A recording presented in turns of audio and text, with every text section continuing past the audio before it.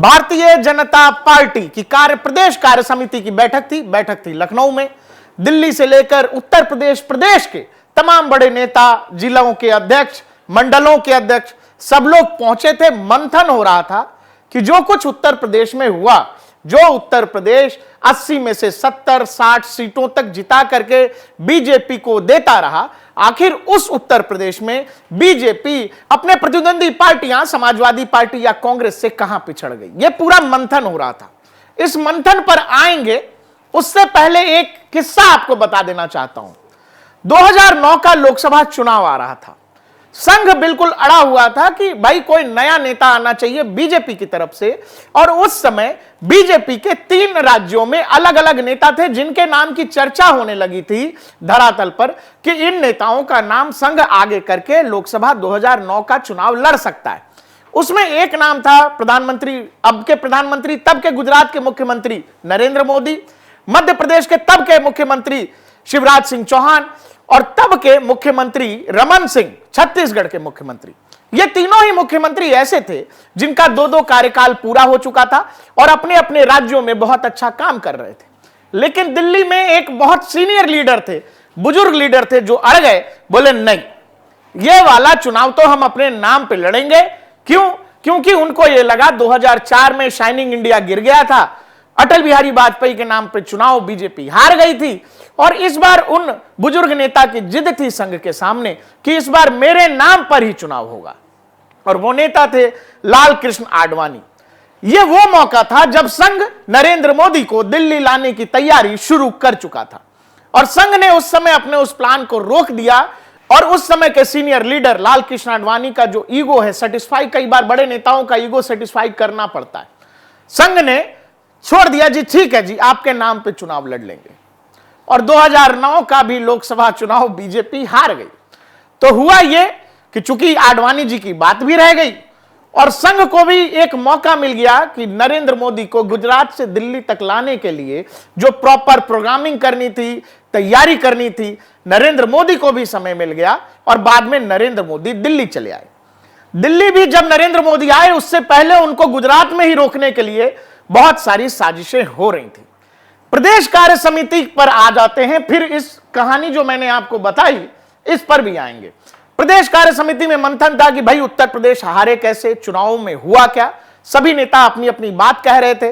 योगी आदित्यनाथ ने भी अपनी बात कही, बोला कि भाई देखो, चुनाव में जो हुआ वो सबके सामने, लेकिन जो बेसिक बात उन्होंने कहा वो ये कहा कि जो हमारा कार्यकर्ता है उसको किसी भी हाल में बैकफुट पर रहने की जरूरत नहीं है। मतलब जैसे जो खेला जा रहा है उत्तर प्रदेश में, इससे एक और भी मैसेज उन्होंने दे दिया कि सरकार जिस तरह से चल रही है और जिस रुतबे के साथ चल रही है, उस रुतबे में कहीं कोई बदलाव नहीं होने जा रहा है, बुलडोजर कार्रवाई में कहीं कोई बदलाव नहीं होने जा रहा है। यह बैठक जब तय हुआ था तो बहुत सारे लोगों की यह इच्छा थी या अंदर से उम्मीद थी, क्योंकि कुछ लोगों को यह लगता है कि उत्तर प्रदेश का चुनाव बीजेपी नहीं हारी है, उत्तर प्रदेश का चुनाव नरेंद्र मोदी नहीं हारे हैं, उत्तर प्रदेश का चुनाव योगी आदित्यनाथ हारे हैं। अरे भाई, दिल्ली का चुनाव था, प्रधानमंत्री बनाने का चुनाव था, लेकिन जिम्मेदारी कुछ लोग ऐसे हैं बीजेपी के अंदर भी और बीजेपी के बाहर भी, जो सारी की सारी जिम्मेदारी केवल योगी आदित्यनाथ पर थोप देना चाहते हैं, और वो इसका एक गुनहगार बना देना चाहते हैं कि भाई जो हुआ वो योगी जी की वजह से हो गया। यानी कि बीजेपी की जो सीटें कम हुई वो योगी आदित्यनाथ की वजह से हो गई। ये बात योगी आदित्यनाथ क्या नहीं समझते हैं? योगी आदित्यनाथ 5 बार के सांसद रहे गोरखपुर से, 2 बार से उत्तर प्रदेश के खुद मुख्यमंत्री हैं, लंबे समय से जो भी प्रदेश में अभी जो लोग हैं बीजेपी के अंदर उत्तर प्रदेश में, उन सबसे भी कई मामलों में सीनियर लीडर हैं। और ये तब के लीडर हैं जब 2004 में सरकार चली गई थी बीजेपी की दिल्ली में, 2009 में आडवाणी जी के नाम पर हार गई बीजेपी, और 1999 में जब अटल बिहारी वाजपेयी की सरकार आई थी तब भी योगी जी संसद में बैठा करते थे। तो बीजेपी को योगी आदित्यनाथ अटल आडवाणी के युग से लेकर नरेंद्र मोदी और अमित शाह के युग तक जानते हैं। अब योगी आदित्यनाथ की बीजेपी में पकड़ या संघ में पकड़ या संगठन में पकड़ को लेकर किसी के अंदर कोई शंका है तो वो उनकी राजनीतिक यात्रा को देखकर भी नहीं समझ पा रहा है, तो उस राजनीतिक समझ पर ही सबसे बड़ा सवाल है। योगी आदित्यनाथ 2017 में जब पहली बार उत्तर प्रदेश के मुख्यमंत्री बनकर चले आए, तो क्या किसी को पता था? क्या बीजेपी ने उनके नाम की घोषणा करके चुनाव लड़ा था? बिल्कुल भी नहीं। तो इसीलिए जिन लोगों के पेट में वो तितलियां उड़ रही थी लोकसभा चुनाव के नतीजे आने के बाद से कि भाई योगी जी का तो काम हो गया, योगी जी तो अब नहीं बचेंगे, योगी जी तो अब नहीं बचने वाले हैं, तो उन सारी तितलियों का हिसाब कल योगी आदित्यनाथ की उसी बैठक में, जो प्रदेश कार्यकारिणी की बैठक थी, योगी आदित्यनाथ के भाषण से मिल गया कि भाई जो जैसा चल रहा है वैसा ही चलेगा। और दूसरा, 2027 के चुनाव को लेकर उन्होंने कहा कि मोटिवेशन में कहीं किसी कमी की कोई जरूरत नहीं है, उस मोटिवेशन को बना के रखिए और 2027 का चुनाव हम लोग जीतने जा रहे हैं। प्रदेश कार्यकारिणी की बैठक में योगी आदित्यनाथ के भाषण में 5 से 6 बिंदु थे जिसमें उन्होंने हार के कारण या जो भी बीजेपी का प्रदर्शन उत्तर प्रदेश चुनाव में रहा उसके कारणों पर उन्होंने बात की। जो मुख्य मुद्दे थे, उन्होंने कहा कि भाई अति आत्मविश्वास था, अफवाह, साजिश, लोकल मुद्दों से दूरी, कोर वोट बैंक शिफ्ट हो गया और भीतरघात। अति आत्मविश्वास कि योगी आदित्यनाथ से साफ साफ कहा कि हम तो जीत ही रहे हैं, ऐसा मानकर चले और इसका नुकसान हो गया। बहनों और भाइयों, याद करिए 2022 का विधानसभा का चुनाव, 2022 का विधानसभा का चुनाव, विपक्ष उछल कूद कर रहा था। चुनाव के तत्काल बाद आपने देखा होगा कैसे मारपीट पर उतारू हो गए थे, और तब हर कार्यकर्ता इस बात को सोचता था कि वास्तव में हमारी सरकार का माफिया मुक्त उत्तर प्रदेश का अभियान इन्हीं गुंडों के लिए है, और उस उत्तर प्रदेश को आप सबके सहयोग से आज माफिया मुक्त करने में हमें सफलता प्राप्त हुई। तो माफिया मुक्त उत्तर प्रदेश के साथ साथ हमारे विचार परिवार का ये जो लंबा संघर्ष था, 500 वर्षों का इंतजार समाप्त हो, दुनिया भर के सनातन हिंदू धर्मावलंबी जिन आकांक्षाओं के साथ जी रहे थे, उन अपेक्षाओं पर प्रधानमंत्री मोदी जी के नेतृत्व में डबल इंजन सरकार ने खरा उतर करके अयोध्या में रामलला के भव्य मंदिर निर्माण के साथ साथ 500 वर्षों के बाद रामलला को विराजमान करने का काम भी किया। बहनों और भाइयों, भारतीय जनता पार्टी के कार्यकर्ता को किसी भी स्थिति में बैकफुट पर आने की आवश्यकता नहीं है, किसी भी स्थिति में नहीं है, क्योंकि आपने कार्य किया है। आप विपक्ष में थे, जनता के मुद्दों को लेकर लड़ते थे। आज जब सरकार में थे तो याद करिए, उत्तर प्रदेश के अंदर सुरक्षा का ये वातावरण आपको आज देखने को मिल रहा होगा। याद करिए, इसी मुहर्रम के समय में सड़कें खाली हो जाती थी, सूनी हो जाती थी। आज मुहर्रम आयोजित हो रहा है, इसका पता भी नहीं लग रहा है। ताजिया के नाम पर घर तोड़े जाते थे, पीपल के पेड़ काटे जाते थे, सड़कों के तार हटाए जाते थे, पुल तोड़ दिए जाते थे। आज कहा जाता है किसी गरीब की झोपड़ी नहीं हटेगी, आज कहा जाता है कोई तार नहीं हटेगा, आज कहा जाता है कि सरकार नियम बनाएगी, पर्व और त्योहार मनाना है तो इन नियमों के अंतर्गत मनाओ और नहीं तो अपने घर में बैठ जाओ। ये मनमानापन नहीं चल सकता है। और विधि का शासन कैसे होना चाहिए, सुशासन कैसे होना चाहिए, यह भारतीय जनता पार्टी की सरकारों ने देश के अंदर करके दिखाया है। दूसरा, योगी आदित्यनाथ ने कहा कि भाई अफवाह तो सीधी सीधी हुई, जो इन चुनावों में सीधा दिखा कि भाई ये पार्टी जीत गई तो आरक्षण खत्म हो जाएगा, संविधान खत्म हो जाएगा, ये लोग जीत गए तो देश में चुनाव नहीं होगा। ये खुलेआम देश की विपक्षी पार्टियों ने अपने चुनावी मंचों से जनता को कहा। और सबसे बड़ी दिक्कत यहीं पर हुई बीजेपी को, क्योंकि बीजेपी का पूरा नैरेटिव सेक्शन जो था वो फेल था इस नैरेटिव को काटने को लेकर। खुलेआम झूठ बेचा गया 2024 के लोकसभा चुनाव में, जिस बात का जिक्र खुद योगी आदित्यनाथ कर रहे हैं, और उस नैरेटिव की कोई काट नहीं थी, बीजेपी के पास कोई जवाब नहीं था। जब खुलेआम बीजेपी से इतर विपक्ष के नेता खुलेआम झूठ बोल रहे थे कि उत्तर प्रदेश में जैसे ही बीजेपी चुनाव जीतेगी, लोकसभा चुनाव जीतेगी, 1 साल बाद नरेंद्र मोदी अमित शाह को प्रधानमंत्री बना देंगे, योगी आदित्यनाथ को यूपी से हटा देंगे, यह झूठ भी जो खुलेआम बोला गया, इसका भी कोई काट बीजेपी के पास नहीं था। बीजेपी का कोई भी सीनियर लीडर सामने से आकर नहीं कह सका कि नहीं ये झूठ बोला जा रहा है, या उचित जवाब दिया ही नहीं गया।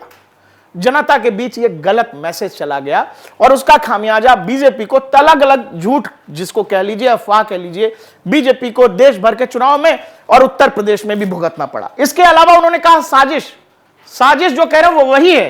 एक और बात समझना जरूरी वो ये है कि भाई कुछ लोगों का मानना है, कुछ राजनीतिक विश्लेषक ऐसा कह रहे हैं कि भाई प्रदेश कार्यकारिणी की बैठक थी, किसी ने भी ये नहीं कहा कि 2027 का चुनाव योगी जी के नेतृत्व में लड़ेंगे, जैसा आमतौर पे कहा जाता है कि भाई जैसे 2024 का लोकसभा चुनाव लड़े, नरेंद्र मोदी की अगुवाई में लड़े, और बावजूद इसके जो हुआ वो देख रहे हैं। तो लोग ये कह रहे हैं कि बीजेपी के अंदर एक सेगमेंट तैयार हो गया है, एक ग्रुप तैयार हो गया है, जो ग्रुप अब काफी एक्टिवली इस बात में लग गया है कि योगी आदित्यनाथ को कुर्सी से हटाया जाए, लखनऊ से रिप्लेस किया जाए।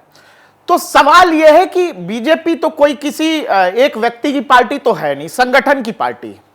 तो क्या संगठन में इतने विद्वान और महात्मा लोग बैठे हैं जो समझ पा रहे हैं कि योगी आदित्यनाथ को रिप्लेस किया जा सकता है? तो सोचने वालों की कोई कमी नहीं है, क्योंकि 2013 में जब नरेंद्र मोदी का नाम अनाउंस दिल्ली के लिए हो रहा था, तो भी कुछ लोग ऐसा सोच रहे थे कि नरेंद्र मोदी की जगह कोई और भी नाम अनाउंस हो जाएगा, चूंकि एंटी इनकम्बेंसी है 10 साल का, 10 साल से भ्रष्टाचार है, तो भी बीजेपी सरकार बना ली। तो दोस्तों इसमें एक बात जरूरी समझने लायक यह है कि योगी आदित्यनाथ अब महज किसी राज्य के सीएम नहीं रह गए। जैसे दिल्ली के सीएम अरविंद केजरीवाल हैं या अन्य राज्यों के जो सीएम हैं वो केवल सीएम हैं, योगी आदित्यनाथ अब कल्ट हो गए हैं। कल्ट का मतलब यह है योगी आदित्यनाथ जो कुछ यूपी में कर रहे हैं, वो चाहे पॉलिसीज के लेवल पर हो या फिर कानून व्यवस्था की बात हो, अब ये पूरे देश में एक उदाहरण बन गया है। योगी आदित्यनाथ को लेकर के लोगों के दिल में या दिमाग में एक तरह की छवि बन गई है, और वो छवि ठीक वैसी ही है जब नरेंद्र मोदी गुजरात में रहते हुए पूरे देश में घूम घूम कर गुजरात मॉडल की बात करते थे। और गुजरात मॉडल उस समय देश में विकास का मॉडल स्थापित हो गया था, और लोगों ने देश के विकास को गुजरात के विकास से जोड़कर देखना शुरू कर दिया।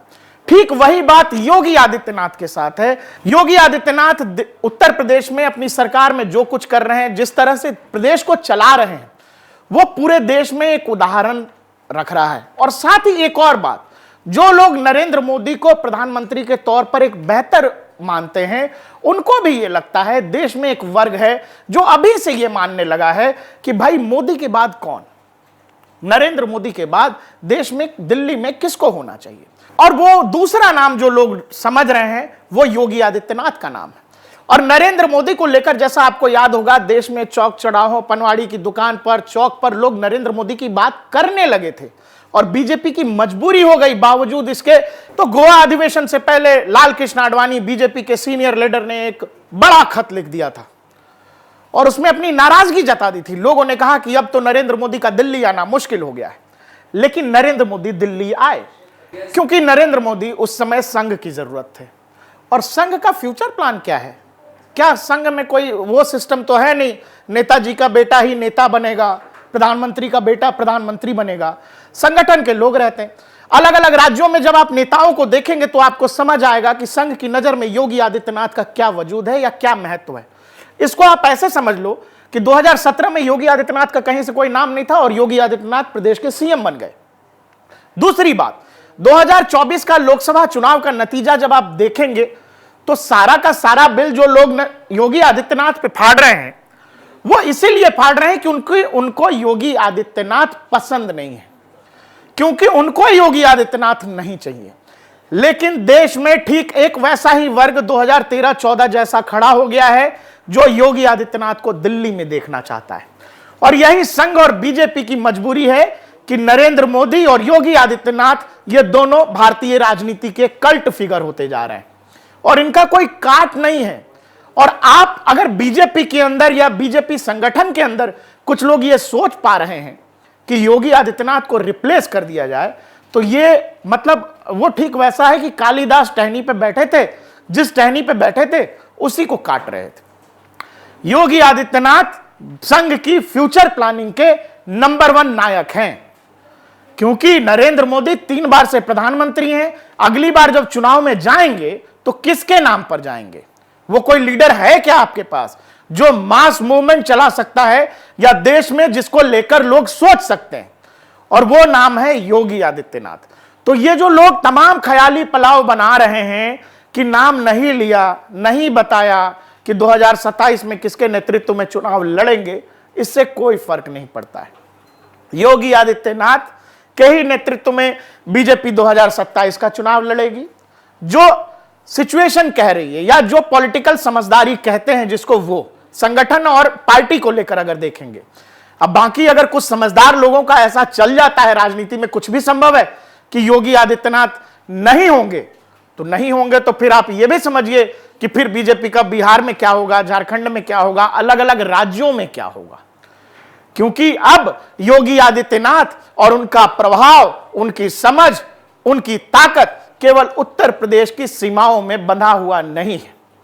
योगी आदित्यनाथ जितने उत्तर प्रदेश में ताकतवर हैं, उतने ही देश के किसी और भी राज्य में ताकतवर हैं। उनकी मांग है, उनकी पूछ है, लोग उनको चाहते हैं। इसीलिए जब आपको यह समझ में आए कि कुछ लोग ये कह रहे हैं जी नाम नहीं लिया, तो उससे कुछ नहीं होता है। 2017 में भी नाम नहीं था इनका, वो मुख्यमंत्री बन गए। तो इसीलिए जब आप राजनीति में बीजेपी को लेकर सोचेंगे तो आप ठीक समझना कि 2013-14 में भी बहुत सारे लोग थे दिल्ली में बैठे हुए जो गुजरात से आ रहे नरेंद्र मोदी को, रथ को रोकने को तैयार बैठे थे, नहीं रोक सके। क्यों? क्योंकि नरेंद्र मोदी गुजरात में होते हुए भी पूरे देश भर के आम जनता के मन में, उनके दिलों में अपने लिए एक अलग जगह बना चुके थे। वही हाल योगी आदित्यनाथ का है। वो उत्तर प्रदेश के चीफ मिनिस्टर जरूर हैं, लेकिन देश में एक बड़ा तबका ऐसा तैयार हो गया है जो योगी आदित्यनाथ को दिल्ली में उस कुर्सी पर देखना चाहता है जिस कुर्सी पर नरेंद्र मोदी। भविष्य क्या होगा, यह भविष्य के अधर में है, लेकिन जो राजनीतिक समझ कहती है, जो राजनीतिक गति कहती है, वो यही कह रही है कि योगी आदित्यनाथ 2027 का चुनाव उत्तर प्रदेश में जीतेंगे और उसके बाद उनका विजय रथ दिल्ली तक आने में कोई रोक नहीं सकेगा।